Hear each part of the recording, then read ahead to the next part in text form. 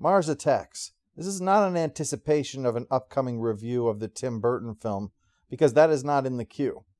However, I had been thinking about this at one point, remembering that Burton had been inspired by an old card set or something, and wanted to learn more about the original source material on it.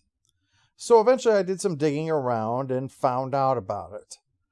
Mars Attacks was created by Topps, and in fact, the place was run at the time by Woody Gelman, who was the co-creator of Bazooka Joe, and also of Popsicle Pete, for anyone who has seen Sean Baby's edit of those cartoons. None of you are safe!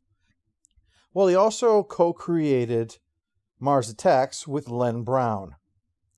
Now, the series was actually inspired by the cover of Weird Science number 16 that Wally Wood had drawn.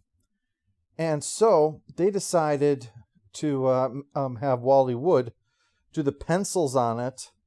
He did the rough sketches on it.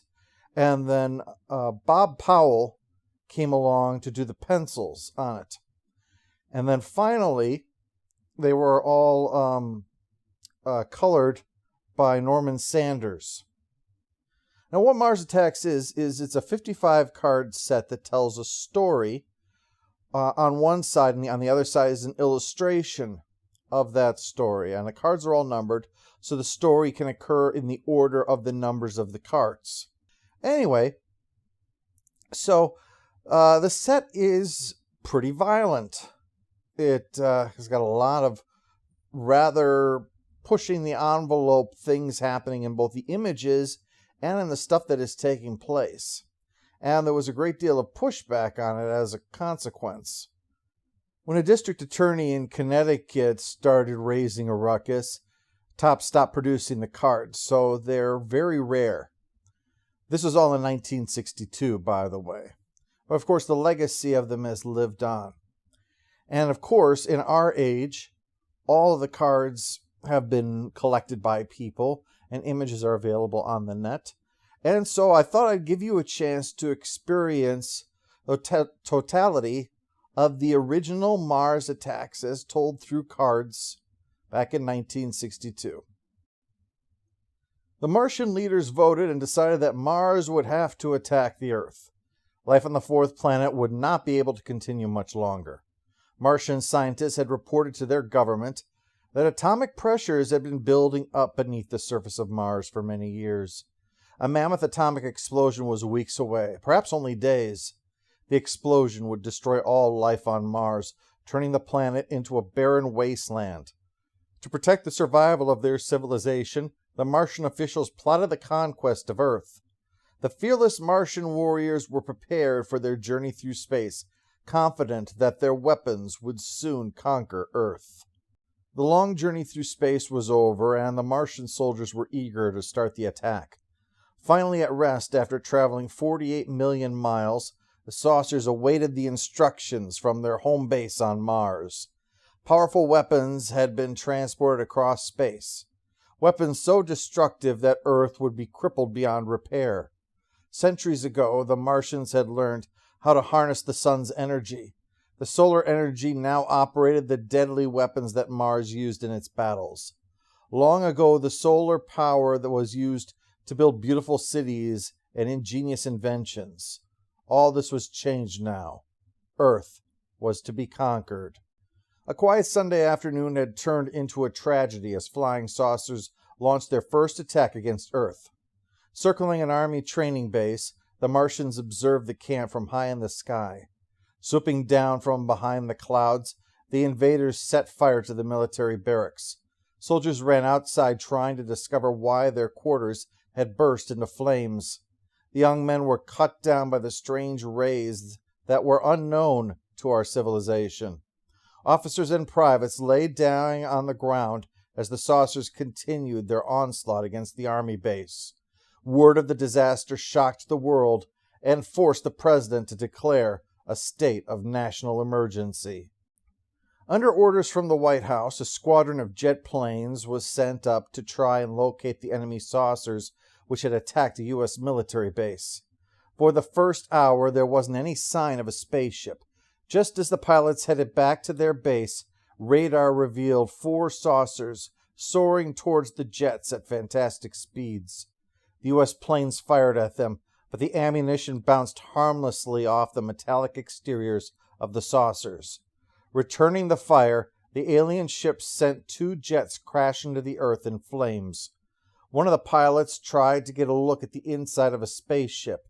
Seeing this, the saucer smashed itself into the jet without any damage to itself. The United States waited anxiously for word from Washington concerning the safety of the president. With the nation's capital under siege, it had been difficult to receive accurate reports on the damage that had been done there. Frightening rumors had reached some of the cities that the White House was in flames after being battered by the Martian saucers. Such famous landmarks as the Lincoln Memorial and the Washington Monument had been completely destroyed. Fleeing citizens reported the entire city in flames. The Martians did not spare anyone from their vicious death rays, and fear for the president's welfare continued to grow by the hour. A fleet of naval destroyers was on a routine mission off the Philippine Islands when disaster struck. A group of saucers suddenly appeared, circling the ships at fantastic speeds. Flying dangerously low, the objects opened fire. Powerful rays rocked one of the ships and turned it into a flaming coffin. The sailors aboard the other ships raced to their weapons to try to repel the attack, but there wasn't any means of fighting the saucers, for they easily dodged the gunfire. Even when a saucer was hit, the ammunition had no effect on the Martian ships. Seeing the futility of it, the admiral issued orders for the fleet to retreat before all the boats were destroyed. The Martian invaders struck out at the west coast of the United States as flying saucers released their potent rays over the Golden Gate Bridge, while thousands were traveling home after a day at the office. At the height of the rush hour, the Martians attacked the mammoth structure, melting the huge beams that supported the bridge. Cars plunged into the icy waters, bringing death to the helpless passengers within. Screaming hysterically, the people had no way of escaping their steel coffins. A Coast Guard vessel was cruising under the bridge when it was struck by the falling debris. Several crew members surviving the disaster told of the scenes of horror they had witnessed. Death and destruction came to the streets of New York as the flying saucers attacked the busiest city in the world. Despite warnings of the impending raids by newspapers and radios, citizens conducted their business as usual on the city streets. Martian spaceships appeared without any warning, blasting and burning the New York skyline with their penetrating power.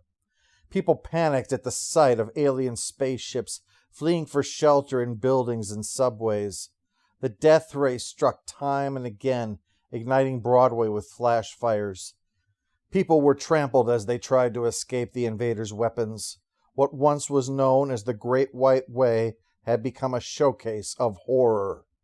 The army rushed armed units into the city in an attempt to protect the citizens from the Martian invaders. Tanks and bazookas were a common sight in the streets as people hid in their basements and shelters.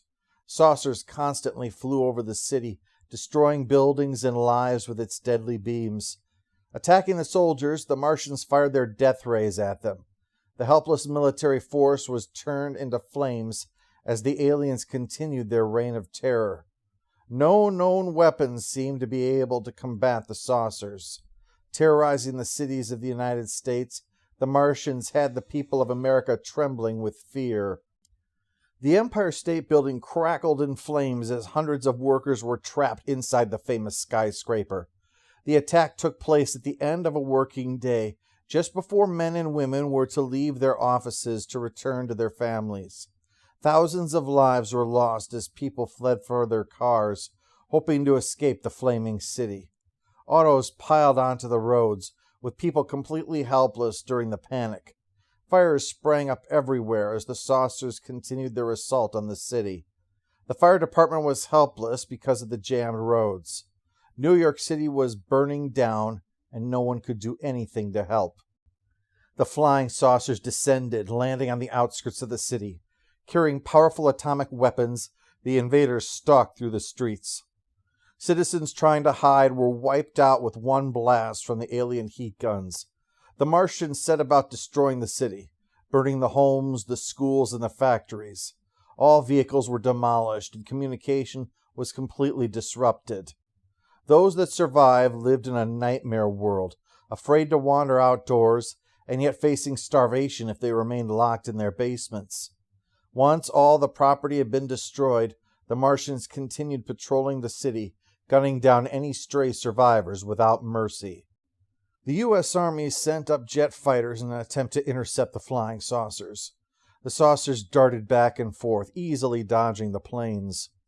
One jet pilot, more persistent than any of the others, tried to follow the alien ships. Although he knew he couldn't catch up with the saucers, the pilot hoped to learn where they were stationed. The Martians soon became aware of the jet following them and sent a saucer back to blast him out of the sky. The alien ship soared head-on towards the jet and fired its potent ray. The cockpit was instantly transformed into a flaming coffin, giving the pilot no chance to parachute to safety.